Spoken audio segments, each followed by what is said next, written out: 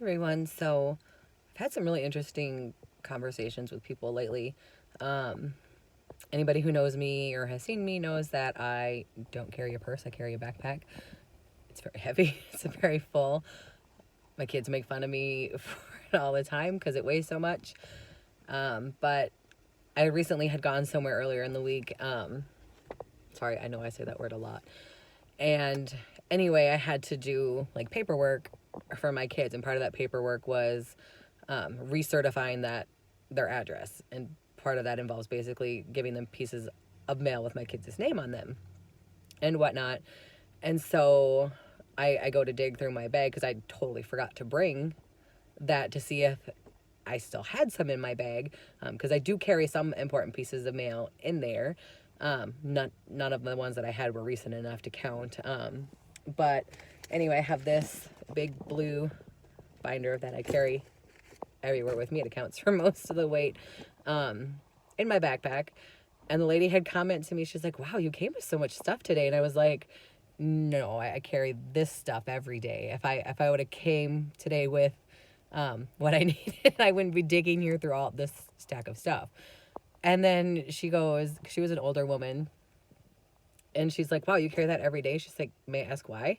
And I said, because I'm a domestic violence survivor. This is my safety plan. This is my safety. Yeah. And she was looking at me kind of like, what? And I said, well, I have this order for protection. I have to carry it with me at all times. Not that it wouldn't be valid or anything if he were to show up and I didn't have it on me, but it just makes it easier for responding police officers, should I be somewhere where police actually give a crap, when they do respond, to be like, yep, there's this OFP. I also, I have to carry around things like, important documentation. I've got like medical things. I've got like identifying things for like my kids. I have the like the child ID things from like a BACA event that have like their descriptions, their pictures, their scars, should he show up, or if anybody were to show up and try and take them and whatnot. I have to travel with all of these important things at all times, because at any time I might have to take off. And I'm not going to get far if I don't have things like birth certificates and my OFP papers. Like my daughter's, I have like some emergency GJ tube feeding supplies for her in there should, the need arise. I also have this other like bag. It's like a backpack kind of thing that is a 3-ring binder that's full of different pieces of evidence, different court papers that have gone on for the last 4.5 years. I don't keep that one on me. I don't even keep it in my house. I have it locked somewhere else. So in the event it's needed, it's safe and can be accessed. I used to keep, when we had our van, which was a hunk of junk, I used to keep a go bag in there because where we used to live before we moved in Wisconsin and whatnot, my house was getting broken into like all the time. Well, not in the house, but like the garage that was detached, and then the garage that was attached, because I had 2 of them, to the house. And we knew who it was, but the Pierce County Police Department, or the Ellsworth PD, whatever you want to call it, did not give a hoot. They basically told me they weren't even going to confront the person, and that was even with people knowing that he was capable of it, had the times and means to do it. And when they basically came out and, they looked at the broken glass, they looked at the footprints in the snow, those kinds of things, because nothing was ever taken, but things were moved, like to purposely show that somebody was there and whatnot. So they didn't really care at all. Like, they didn't make, I don't even know if they made official reports on it or not, because what ended up happening was I had to keep calling, because I was like, I just came home and the garage door is open. Well, I just came home and the window on this is broken and the door is open and whatnot. And the one time my kids and I sat in the driveway for gosh, an hour or more waiting for them to respond. And by that point, I remember, like, I was so fed up. I was like, for crying out loud, like, I might as well have my kids lock themselves in the car and wait for me while I go and check my damn house and see if anybody's inside, because you aren't showing up even though you were literally blocks away from me. And then I was told that I had to catch him red-handed myself. If I caught him red-handed, snapped a photo, got a video, or by the grace of God called them and they actually showed up right away, then they would do something about it. And I did manage to catch like one video. However, he must have seen that I had this like deer cam thing set up, because like the garage door opened and the sun was so bright that you couldn't see his face, but you could see his chest really well, and the way that they walked, it was pretty obvious, and whatnot. But they went and tipped the camera over, so there was never any clear view of the face. So nothing was ever done with that. I do not rely on Pierce County at all when it comes to protection and safety, because the message I've gotten loud and clear from them is they don't give a crap. They've told me they don't give a crap. Well, Darren Foss, anyway, has told me many, many times he does not give a crap. He just sees this as I'm an intruder in his town or his county, whatever you want to call it.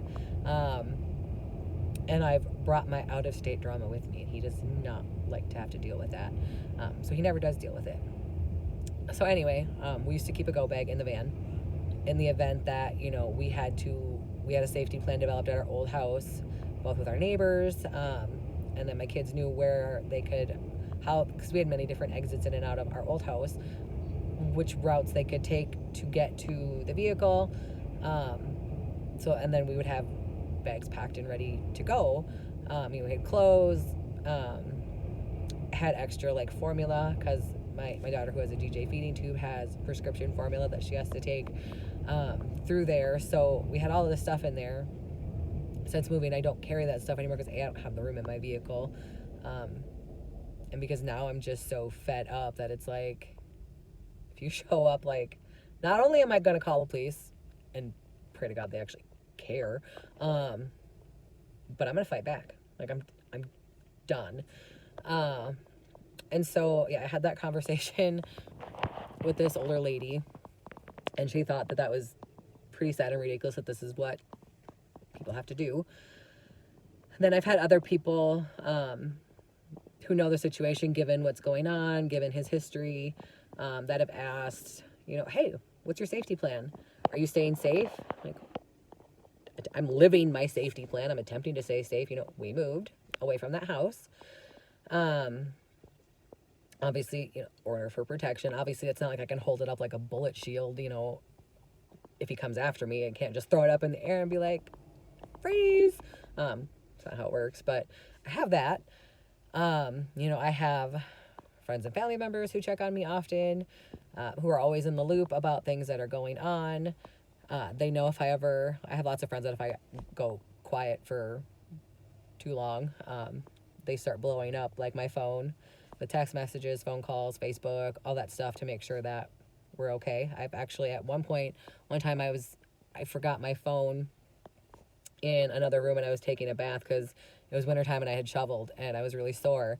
And so I went to go relax in the bathtub, and I had been quiet for like several hours, and she had been texting me and I wasn't responding, obviously, because I didn't have my phone in the bathtub with me. My kids were busy playing, watching cartoons, so nobody was like, hey mom, your phone, you know, somebody keeps messaging you or calling you. And then I go to get out of the bathtub, and all of a sudden there's like bang, bang, bang at my door. And I was like, holy crap. And I'm like hurrying up to throw clothes on and run to the door. And here it was, an officer coming to do a welfare check on me because my friend was worried because I'd been quiet for too long. And I remember apologizing to him. I was like, I'm so sorry. I'm like, I was taking a bath. I didn't have my phone with me. I didn't even know she was trying to reach me. I thought she had gotten my one message earlier that was like, hey, I'm done shoveling. Like, I'm going inside now. But apparently she never saw that. But I think that's probably the only time. I mean, I don't know what time she called in that welfare check, but that's probably the only time they've ever showed up with relative timeliness. So that was interesting. So maybe, I don't know, maybe I just have to not be the one asking for help for them to care. I don't know. Maybe one day I'll ask a Darren Foss that, because, sorry about that. A spammer tried to call me, so it interrupted my video. But yeah, like I said, I've had many conversations or confrontations with Darren Foss over here, because he doesn't respond. He doesn't care. He's super judgmental. Not really good qualities you would want in an officer, and definitely not somebody that I would even want to disclose anything to, just given how he acts and the way he talks and the way he bullies people who are trying to make reports. Reports that he doesn't even end up taking usually. I remember one time we were having a conversation about like an attack and whatnot, just casual conversation. And the comment he had made to me was, I wish that it had happened over here and that you made the report, because I'm really interested to hear his side of the story. I want to know if that's really how it went down. And I was like, the hell kind of response is that? Like, yeah, there's two sides to every story, but you're talking to a domestic violence survivor who has proof, who has all these papers, who is just having this conversation with you because you said you wanted to kind of get to know me, and your immediate response is to victim blame and victim shame. Way to go, buddy. Super awesome. Yeah, totally going to call you for help. No. I remember even when I was looking for a new place to rent, his name had popped up because he owns houses, I guess, and rents them out. And I remember when the person told me, oh, Darren Foss has some openings. And I said, hell no. Even if he was willing to, not going to rent from him. Absolutely not. So yeah, and then, like I said, people ask, like, well, they've asked what my safety plan is, and I've said this, I'm living it. I've got the people checking on me. I have these papers. I carry them everywhere. All these stupid court hearings. I talk to my advocate and whatnot. So and then they're like, well, if he figures out where you are and shows up, like, what's your plan? What are you going to do?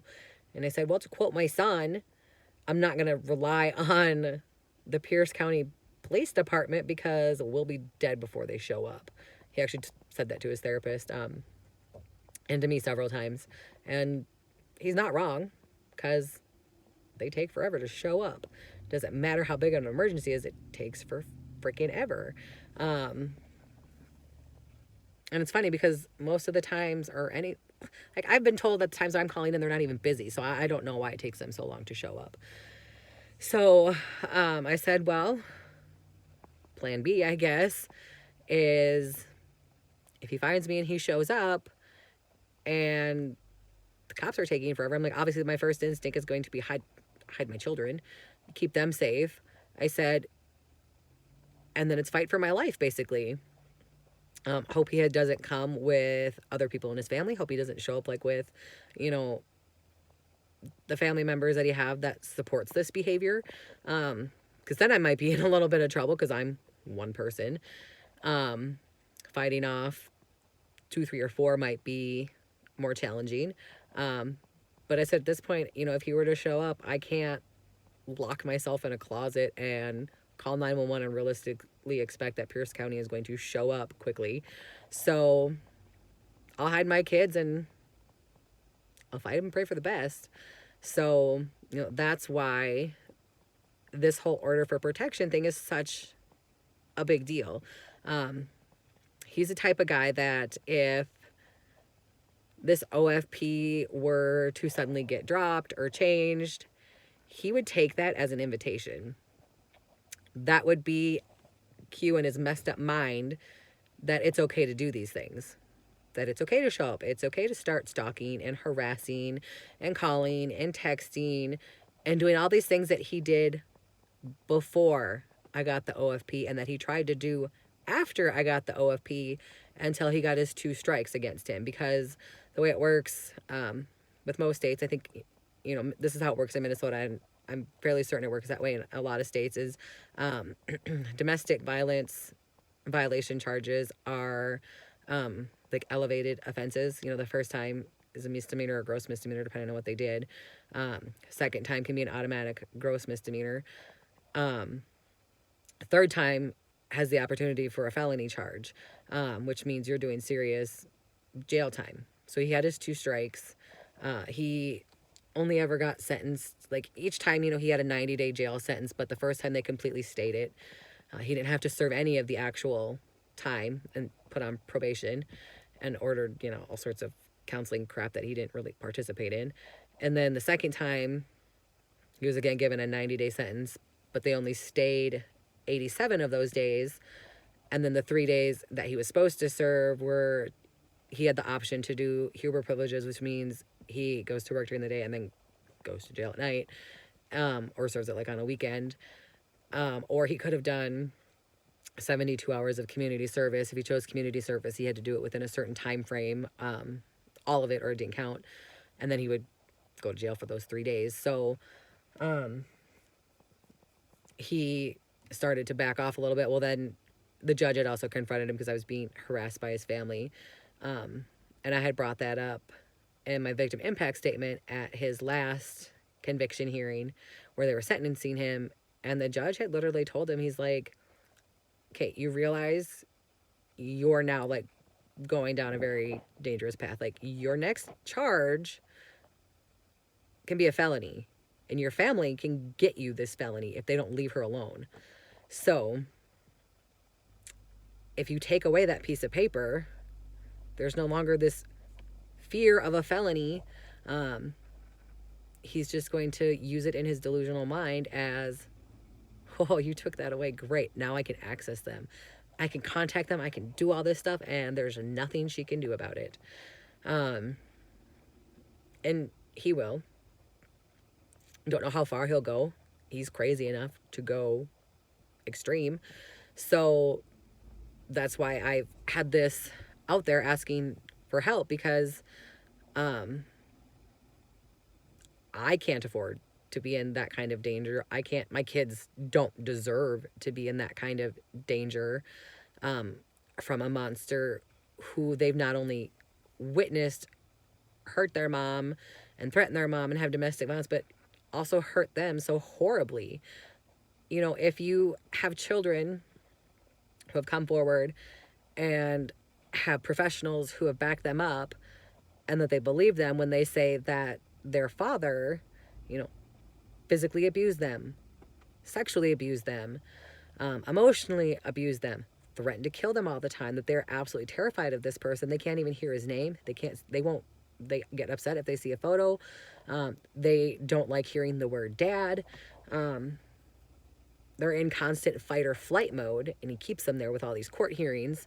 It's like torture. So if this OFP were to get modified or dropped, it's sending my kids the message too that what they've said doesn't matter, that they're not safe, and nobody gives a crap.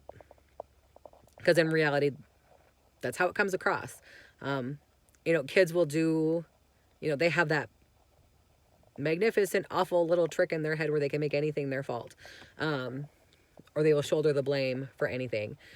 So if this were to happen, I know at least one of my kids, that's what they're going to do, because that is their automatic response to everything. That was the response when we left. Why wasn't I good enough? Why couldn't he just stop doing that? Why didn't I matter? Am I not lovable? Because he had taught her that she was a worthless piece of crap, and the only thing she was good for was to be like a punching bag. The only thing she was good for was his physical gratification. So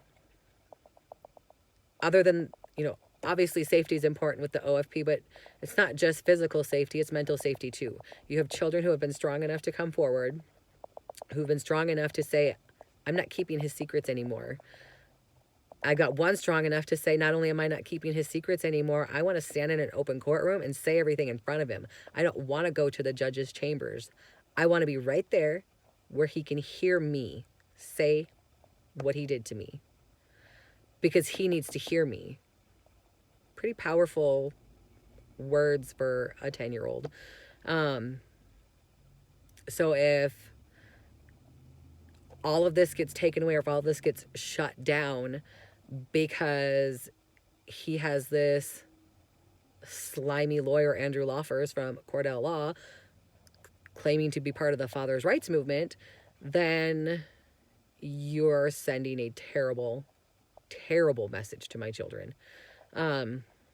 They deserve better than, they deserve justice, first of all. If Detective Jeff Hohensee out of the New Ulm Police Department went to fucked up his job, they probably would have had justice by now. But instead, he didn't give a shit.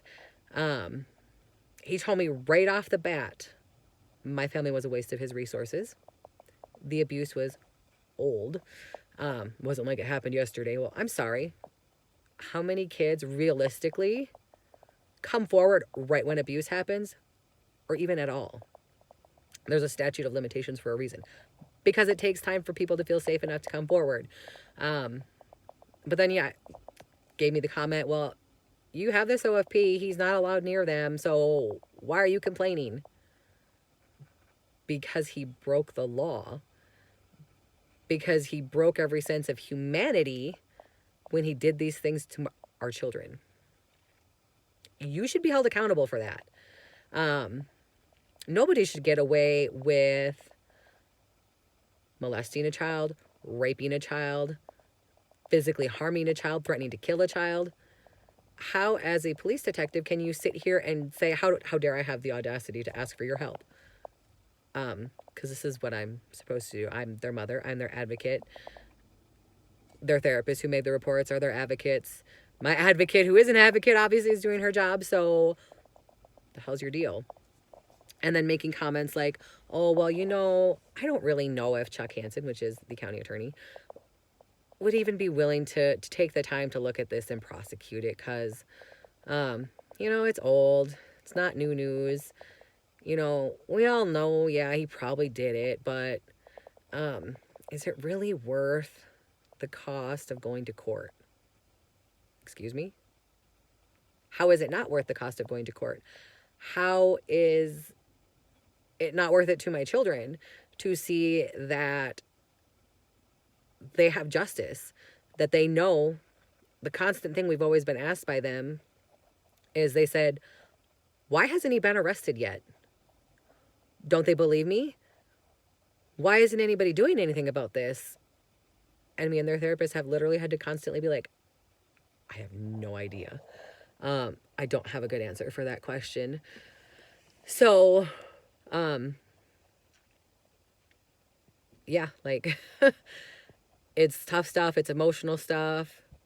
Obviously, these are topics nobody wants to talk about, but by doing that, you're allowing not only him to continue like this, you're allowing the people that are supposed to be helping, who aren't helping, get away with it. He even had likened my husband to like pervy grandpa or pervy uncle who wants to rub you on his lap. And I was like, okay, first of all, that's disgusting, and that shouldn't be okay with you either. None of that should be okay. Since when is there a statute in the law that says you have to rape your child, molest your child X amount of times before police give a crap, before they think it's worthy of charging and worthy of a trial? Like, dumb. I'm sorry, when, you find somebody in the middle of a rape on the street, you don't go up to them after you get their attacker off and be like, well, that was the first time, we're not doing anything about it. Now, if he does it again, let us know, we'll check it out. No, that's not how it works. But that's exactly what they're doing. And it's absolutely sickening, it's maddening, it's frustrating. I don't know how they live with themselves doing this. And if you think about the flip side of this, if they don't care about my children's safety, if they don't think it's that big of a deal for them because they have this OFP, has it not clicked in your mind that you have this dangerous predator roaming your freaking city who has access to children the exact same age as his children, which he clearly had no qualms about hurting? I'm sorry, but if you are capable of doing this to your own flesh and blood, your own DNA, what's going to stop him from doing it to another child? Whether that is a family member or a stranger. You should be concerned about that. Same with women he might potentially date, should he find anybody foolish enough to overlook his record. You're going to risk somebody who maybe doesn't background check people that they're dating and go, well, she made her own choice. Tough luck. And hope that he just doesn't murder her. Like, okay, you know, if you're not going to think about our safety, think about the safety of your city, the safety of the people you're supposed to be protecting that he's wandering around with. I wouldn't be happy knowing that the person next door abused his family, abused his children, and the most horrific ways imaginable, and the police didn't give a crap. They didn't arrest him, they didn't charge him, they didn't do anything. Not only that, but they lost every freaking report and then said, oh, said reports didn't exist, when you can give a detailed list of the exact dates you called. A couple of them you're even able to say, listen, this is when I told you this thing, because this was a really big deal. And whatnot. So clearly, if you don't give a shit about your job over there in New Ulm, as a detective, change your freaking job. Back away and let somebody in there maybe who actually wants to do their job, who wants to do the work, who is willing to actually hold people accountable and to not lose their reports, to mess up their reports, to not write down their damn reports, and actually see that justice gets served for victims. Because from day one, our reports have always gotten messed up by the New Ulm Police Department. They've always gotten lost. How the hell does that happen? Like, I know he's got friends in high places over there. That's part of our problem too. However, how can they not look at this pattern and see, okay, well, she called the police during a domestic dispute with her child on this date. That report was lost for 3 months. Not only that, it was fucked up.